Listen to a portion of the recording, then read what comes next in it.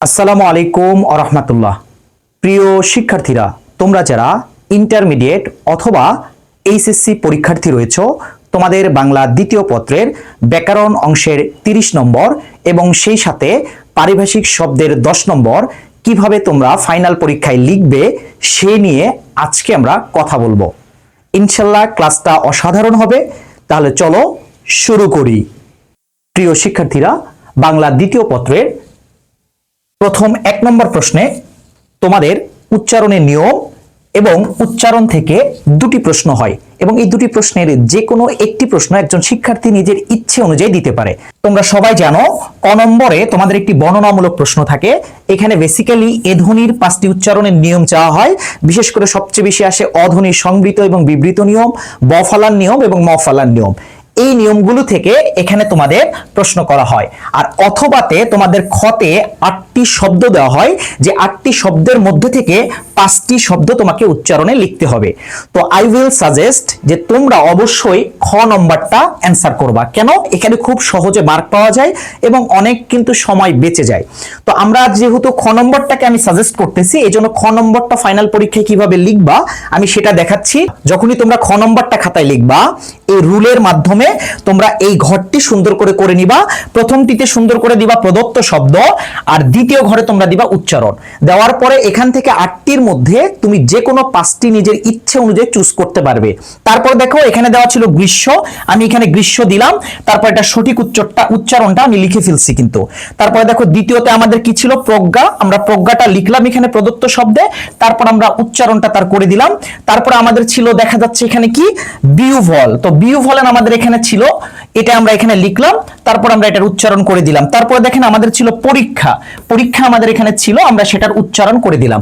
তাহলে মনে রাখবে, উচ্চারণ লেখার ক্ষেত্রে আমরা সুন্দর করে খাতার ভিতরে রুল দিয়ে একটি ছক করব, যেই ছকে দুটি ঘর থাকবে, একটি হচ্ছে প্রদত্ত শব্দ আর একটি হচ্ছে উচ্চারণ। তারপরে আমরা 5টা সুন্দর করে দিয়ে দিব। এরপরে তোমাদের বাংলা দ্বিতীয় পত্রের বানানের নিয়ম এবং বানান শুদ্ধিকরণ থেকে দুটি প্রশ্ন হবে। তোমরা যে কোনো একটি প্রশ্নের অ্যান্সার করতে পারবে। তো প্রথমে 2-এর ক নম্বরে যে প্রশ্নটা থাকবে সেটি হচ্ছে, তোমাদের হতে পারে নত্যবিধানের 5টা নিয়ম লেখো, সত্যবিধানের 5টা নিয়ম লেখো, অথবা বলতে পারে ইকারের 5টা নিয়ম লেখো, অথবা বলতে পারে বাংলা একাডেমি প্রমিত বাংলা বানানের 5টা নিয়ম লেখো। এই ধরনের এখানে প্রশ্ন থাকবে। সো এই প্রশ্নগুলো যারা দিবে তাহলে বর্ণনা করতে হবে। যদিও এটাতে কিন্তু একটু বানান ভুল হলে, যদি লেখার মান একটু খারাপ হয়ে যায়, তাহলে কিন্তু টিচাররা 3-4 দেয়। তো এখানেও আমি সাজেস্ট করব আপনি খ নম্বরটা দিবেন। তাহলে খ নম্বরের ক্ষেত্রে এখানে আপনার 8টি অশুদ্ধ বানান থাকবে, আপনাকে অনলি 5টা শুদ্ধ করতে হবে। তাহলে এই করার ক্ষেত্রে আপনি কি করবেন? তাহলে আপনি এখানে সুন্দর করে এই যে 2 কথাটা আছে এটা লিখবেন আগে। তাহলে দেখেন আমি যেভাবে লিখতেছি, 2 নম্বর প্রশ্নের উত্তর, 2 নম্বর প্রশ্নের উত্তর। তাহলে আপনি কোন উত্তর দিচ্ছেন, ক না খ? তাহলে আপনি যেহেতু খ এর উত্তর দিচ্ছেন, তাহলে এখানে খটা লিখে ফেলবেন। লিখে ফেলার পরে আপনি আবার 2টা ঘর করবেন। প্রথমটাতে লিখবেন অশুদ্ধ বানান, দ্বিতীয়টাতে লিখবেন হচ্ছে শুদ্ধ বানান। তাহলে দেখেন আমাদের এখানে মুমূর্ষ বানানটা কিন্তু অশুদ্ধ ছিল, আমি এটা লিখলাম। তারপর আমার শুদ্ধ বানানটা আমি ছকের মধ্যে দিয়ে দিলাম। তারপরে দেখেন আমাদের ছিল উদিচি বানানটা এখানে ভুল ছিল, আমরা এখানে শুদ্ধ করলাম। তারপর আমাদের বিভীষিকা বানানটা কিন্তু কি ছিল? ভুল ছিল, আমরা এটাও এখানে শুদ্ধ করে দিলাম। তারপরে দেখেন আমাদের অদ্যবোধি বানানটা ভুল ছিল, আমরা আবার শুদ্ধ করে দিলাম। তারপর দেখেন আমাদের ভিটিও বানানটা ভুল ছিল, আমরা এখানে শুদ্ধ করে দিলাম। এরপরে প্রিয় শিক্ষার্থীরা, তোমাদের 3 নম্বর বাংলা দ্বিতীয় পত্রের ব্যাকরণ অংশে তোমাদের বাংলা ব্যাকরণিক শব্দ শ্রেণী যে 8টি রয়েছে সেটির উপর যে কোনো একটি প্রশ্ন করবে। বেসিক্যালি 4টি প্রশ্নই বেশি আসতে দেখা যায়। বিশেষ্য কাকে বলে, বিশেষ্যের প্রকারগুলো আলোচনা করো। সর্বনাম কাকে বলে, সর্বনামের প্রকারগুলো আলোচনা করো। যোজক কাকে বলে, যোজকের প্রকারভেদগুলো আলোচনা করো। অথবা আবেগ শব্দ কাকে বলে, আবেগ শব্দ কত প্রকার, উদাহরণ সহ লেখো। পরে তোমাকে 8টি বাক্য দেওয়া হবে। 8টি বাক্যের প্রত্যেকটার কোনো একটি জায়গায় আন্ডারলাইন করে দেওয়া হবে। দেখো এখানে একটা আন্ডারলাইন করে দেওয়া আছে। তাহলে এই আন্ডারলাইন কিন্তু তাহলে এই যে আন্ডারলাইন করে দেওয়া আছে, আন্ডারলাইন কিন্তু পদটি এটি কোন ব্যাকরণিক শব্দ শ্রেণী সেটি তোমাকে চিহ্নিত করতে হবে। সো মনে রাখবে, এটার ক্ষেত্রেও আমি সাজেস্ট করব বা আমি পরামর্শ দিব, এটার ক্ষেত্রেও তোমরা অবশ্যই খ নম্বরটাকে অ্যান্সার করবা। এরপরে প্রিয় শিক্ষার্থীরা, আমরা যখন 3 নম্বর প্রশ্নের খ অথবা যে খটা আমরা যখন উত্তর করব, তখন আমরা সেম ওয়েতে আগের মতো করে আমরা একটা ছক আট করব, যেখানে আমাদের এখানে 3 নম্বর যে প্রশ্নটা দেওয়া আছে আমরা দেওয়ার পর আন্ডারলাইন করব। তারপরে দেখেন এখানে কিন্তু সংখ্যা দেওয়া আছে, রোমান সংখ্যা, সেটি আমরা সুন্দর করে এখানে দিব। আমাদের এই রোমান সংখ্যাটা ছিল, আমরা দিছি, এখানে আন্ডারলাইন করা ছিল যে বাংলা, এটা কোন ব্যাকরণিক শব্দ শ্রেণী, আমরা এখানে লিখলাম। তারপরে দেখেন এখানে আমরা কিন্তু লিখে ফেলছি এটা বিশেষ্য পদ। তারপরে দেখেন ছাড়াটা আমরা এখানে লিখে ফেলছি, এটা কোন রোমান সংখ্যায় ছিল সেটা দিলাম। তারপর এটা ছিল অনুসর্গ। এইভাবে আমরা 3য় নম্বরটিকে সুন্দরভাবে শেষ করব। এরপরে প্রিয় শিক্ষার্থীরা, তোমাদের 4 নম্বর যে প্রশ্নটা থাকবে, এখানে উপসর্গ থেকে বর্ণনামূলক একটি প্রশ্ন হবে এবং সমাস থেকে 8টি তোমাকে সমস্ত পদ দেওয়া হবে, সেখান থেকে 5টি সমাসের ব্যাসবাক্য করে সেটির নাম লিখতে হবে। তাহলে দেখো আমাদের একটি বর্ণনামূলক প্রশ্ন দেওয়া আছে, উপসর্গ কি? উপসর্গের অর্থবাচকতা নেই, অর্থদ্যোতকতা আছে। যারা দিনাজপুর বোর্ডে পরীক্ষা দিবেন এটা ভালো করে পড়ে যাবেন, এটাই দেখবেন কমন পড়ছে। এছাড়াও আপনাকে বলবে খাঁটি বাংলা উপসর্গ যোগে 5টি শব্দ গঠন করো, বাক্যে প্রয়োগ দেখাও, এই টাইপের প্রশ্ন করবে। এক্ষেত্রে আপনাকে উপসর্গ খাঁটি বাংলা যে অ ঘ অজ অনা এগুলো আছে, বিদেশি উপসর্গ আছে, কম নিম দরকার না, বরবৎ সিববে বা তৎসম উপসর্গ, এগুলো একটু মুখস্থ রাখতে হবে, না হলে কিন্তু আপনি বাক্য বা শব্দ গঠন করতে পারবেন না। পরে 4 নম্বর প্রশ্নে যারা সমাস থেকে প্রশ্ন করবেন, এটা কিন্তু খুব সময় খুবই কম লাগে এবং বেসিক্যালি বিগত বছরে যে বোর্ডে পরীক্ষা আসছিল সেগুলো যদি আপনি পড়তে পারেন ভালো করে, দেখবেন সেগুলো আসবে। এর মতো করে সুন্দর করে দিব। 4 নম্বর প্রশ্নের উত্তর খ দেওয়ার পর আমরা 3টি ঘর করব। প্রথমটিতে লিখব সমস্ত পদ, যেটি আমাদের প্রশ্নে দেওয়া আছে। তারপর আমরা লিখব ব্যাসবাক্য, তারপর আমরা লিখব সমাসের নাম। তাহলে আমাদের এখানে ছিল অনাশ্রিত, তাহলে আমরা লিখলাম, লেখার পর আমরা এটা ব্যাসবাক্য করলাম। এই সমাসের নাম ছিল নয় তৎপুরুষ সমাস, আমরা লিখলাম।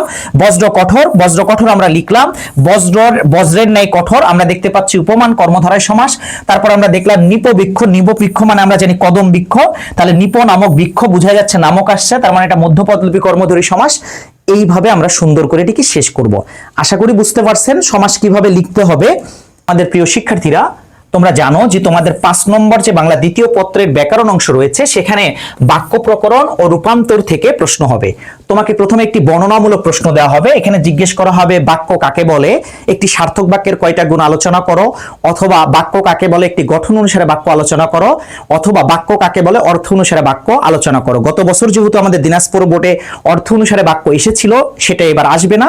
তার মানে তোমরা 2টা প্রশ্ন যদি কেউ এখানে পড়ো, একটি সার্থক বাক্যের কয়টা গুণ আর গঠন অনুসারে বাক্য কয় প্রকার, ইনশাআল্লাহ এখানে তোমরা কমন পাবে। আর যারা তোমরা এটা পারো না, বাক্য রূপান্তরটা দিবে। বাক্য রূপান্তর কিন্তু কারো কাছে কঠিন, কারো কাছে সহজ। আমার ক্লাস যারা করছো মনে হয় না তাদের কাছে কোনো কঠিন বলে কোনো কিছু আছে। তো যাই হোক, তারপরে তোমরা যারা বাক্য রূপান্তরটা দিবে আর কি, বেসিক্যালি তোমরা কি করবে, এই যে এখানে যে রোমান সংখ্যাগুলো দেওয়া আছে, যে রোমান সংখ্যার বাক্যটা তোমরা রূপান্তর করবে, দেখো এখানে দেওয়া আছে এটাকে সরলে আনতে হবে, এটাকে অনুজ্ঞাতে আনতে হবে মানে ইম্পারেটিভে, এটাকে জটিলে আনতে হবে, তাহলে এটা থেকে নেতিবাচকে আনতে হবে। তো যখন তোমরা এটাকে কনভার্ট করবে, এই বাক্যটি উঠানোর কোনো দরকার নেই, অনলি অ্যান্সারটা লিখবা শুধু। আমি দেখাচ্ছি, তোমরা লক্ষ্য করলে দেখবা যে আমাদের এখানে 5 নম্বরে যে বাক্য রূপান্তর থেকে আসছিল, দেখেন এখানে বলছিল যে লোক চরিত্রহীন সে পশুর চেয়ে অদম, সরল করতে বলছিল। দেখো শুধুমাত্র আমি কিন্তু রোমান সংখ্যাটা নিছি, তারপর আমি কিন্তু বাক্যটিকে সরল করছি, আপনাকে আর কিচ্ছু করতে হবে না।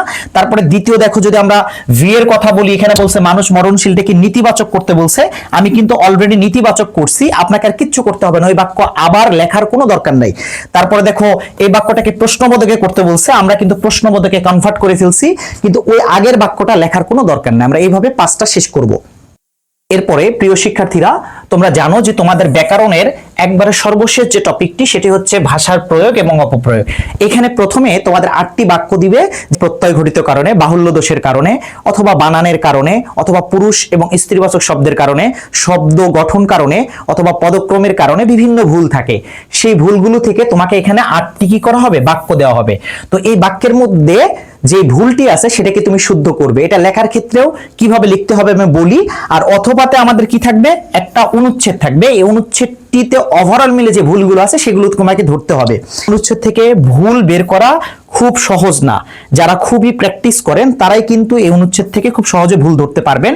তো আমি পরামর্শ দিব, তোমরা 6 এর ক নম্বরটা উত্তর করবে। এটা উত্তর করার একটু পদ্ধতিটা দেখাই দেই, তাহলে হয়ে যাবে। প্রিয় শিক্ষার্থীরা, এখানে লক্ষ্য করলে দেখবেন এখানে বাক্যটা ছিল অনেক ছাত্ররা পরীক্ষা দিচ্ছে, এখানে অনেক ছাত্ররা বাক্যটির মধ্যে বাহুল্য দোষ ছিল। তো আমরা এখানে কি করলাম, বাহুল্য দোষ মুক্ত করলাম। করার পর দেখেন আমরা কিন্তু ওখানে যে নম্বরটা ছিল সেটা লিখছি, আমরা ওই বাক্যটিকে আর পুনরায় লিখিনি, সেম কাজ আমরা করছি। দেখেন দ্বিতীয় নম্বরে এখানে কি ছিল, তুমি সবান্ধবে আমন্ত্রিত। আমরা জানি এই স মানে হচ্ছে নিজে, আর আমরা জানি যে স এর সাথে যখন আমরা ব ব্যবহার করব না তখন হবে কিন্তু সহ, কারণ আমাদের এখানে অর্থ দরকার সহ, এই জন্য আমরা এটা চেঞ্জ করলাম।